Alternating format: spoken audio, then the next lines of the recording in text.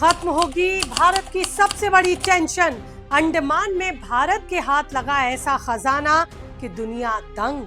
भारत की तो निकल पड़ी। मोदी सरकार का समुद्र मंथन, मिला गैस का महाखजाना। भारत को कोई नहीं रोक सकता। नमस्कार, आपके साथ मैं हूं ज्योति विनय कपूर। तो दोस्तों, दुनिया में इस समय ऊर्जा ही सबसे बड़ा हथियार बन चुका है। अगर किसी भी देश का भविष्य देखा जाए तो वो ऊर्जा ही निर्धारित कर रही है।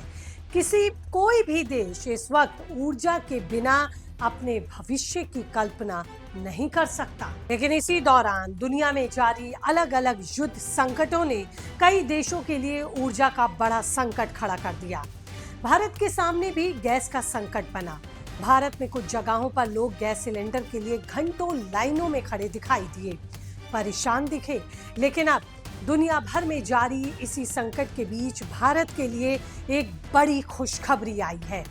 ये ऐसी खुशखबरी है जिसको सुनकर हर भारतीय की बाँछें खिल जाएंगी। अब आप सोच रहे होंगे कि आखिर ऐसा क्या मिल गया।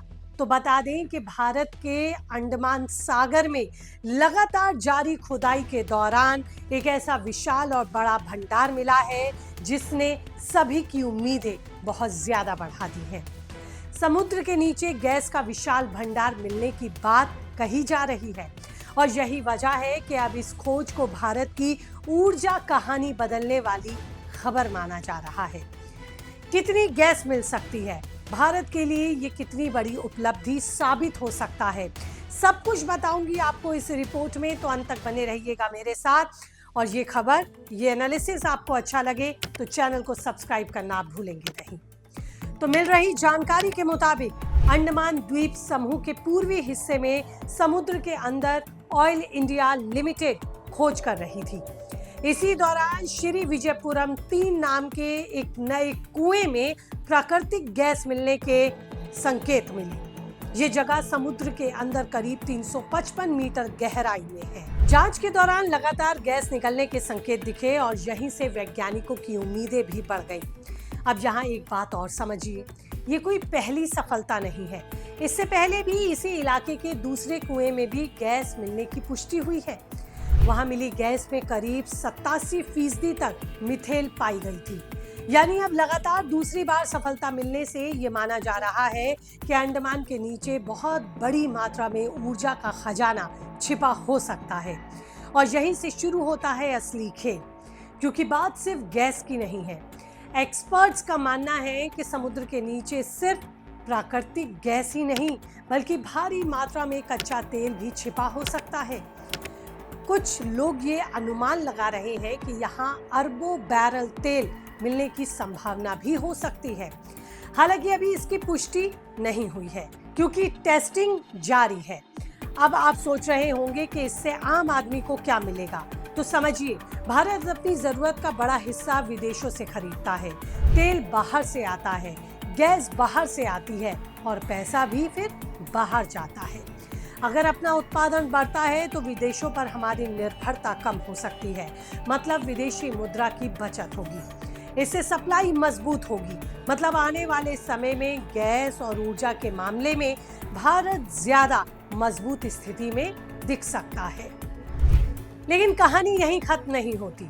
इस गैस से सिर्फ खाना बनाने वाली गैस नहीं निकलेगी, इस गैस से सीएनजी भी मिलेगी, घरों तक पीएनजी भी पहुंच सकती है, खेतों के लिए खाद बनाने में मदद भी मिल सकती है और प्लास्टिक और केमिकल इंडस्ट्रीज को कच्चा माल भी मिल सकता है। यहाँ तक कि भविष्य की हाइड्रोजन एनर्जी में भी इसका इस्तेमाल हम कर सकते हैं। इसीलिए सरकार इसे सिर्फ खोज नहीं बल्कि अपने लिए एक बड़ा मौका मान रही है। मोदी सरकार का समुद्र मंथन मिशन भी इसी सोच का हिस्सा है। समुद्र के नीचे छिपे संसाधनों को बाहर लाना और भारत को ऊर्जा के मामले में ज्यादा मजबूत बनाना। लेकिन यहाँ एक चुनौती भी है। ये सब समुद्र के बहुत गहरे हिस्से में है। वहां से गैस निकालना आसान काम नहीं है।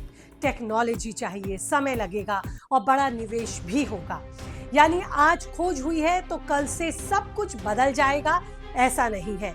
लेकिन एक बड़ी उम्मीद भविष्य के लिए, लॉन्ग टर्म के लिए भारत के हाथ जरूर लगी है। इतना जरूर है कि जो संकेत मिले हैं उन्होंने उम्मीदें भी जगा दी हैं।